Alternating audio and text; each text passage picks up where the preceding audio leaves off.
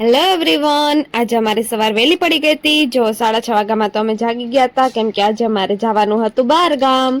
તો જો આજે અમારે હતું આટલો સ્પેશિયલ બ્રેકફાસ્ટ, અને બ્રેકફાસ્ટમાં હતું પૂરી, મારા ફેવરેટ વણેલા ગાંઠિયા, દાળ પકવાન અને મારા માટે કોફી.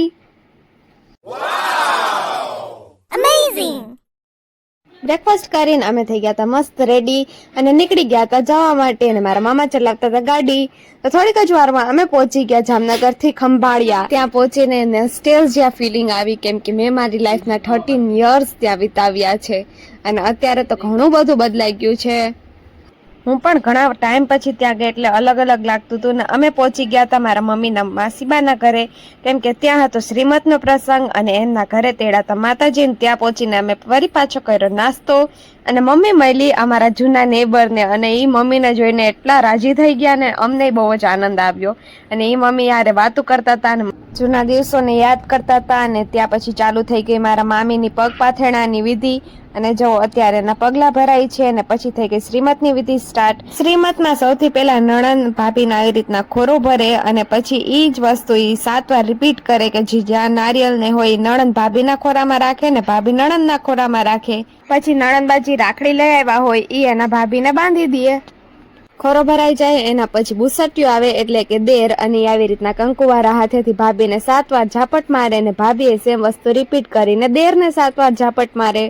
આ વિધિ પૂરી થઈ એના પછી અમે નીકળી ગયા હતા ઘરેથી વાડીએ જવા માટે.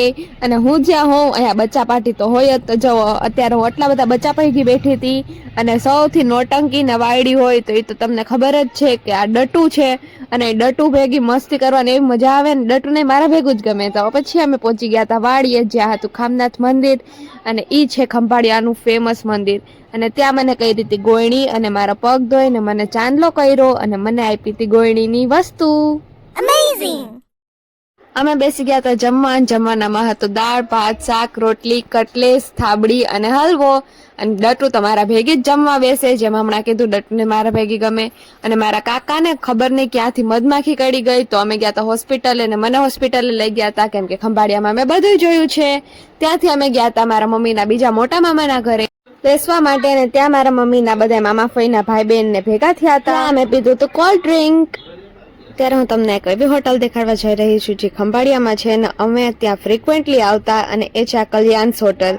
કે કોઈ પણ ઇવેન્ટ કે કાંઈ પણ ઓકેશન હોય તો ત્યાં જવાનું. માતાજી તેડાતા એટલે સાંજે માતાજી આવ્યા હતા ઘોડો ખૂંદવા માટે. તો જો સૌથી પહેલા એના મારા મામીએ પગ ધોયા, અને ચાંદલો કર્યો, અને ગોયણી કર્યા એમને, અને પછી કરી એમને આરતી ચાલુ.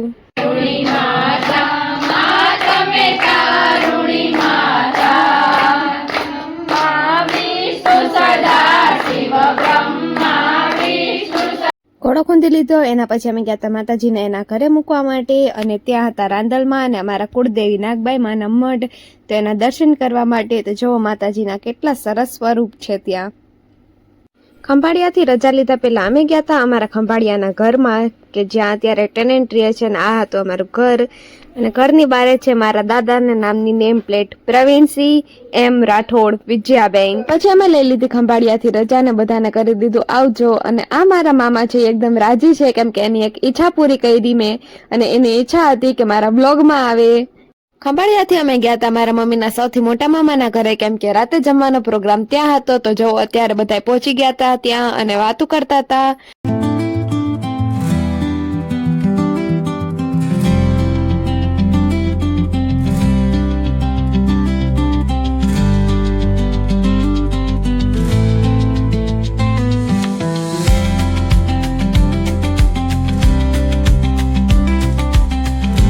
જમી લીધા પછી બધા માટે મંગાવવામાં આવ્યું હતું કોલ્ડ ડ્રિંક.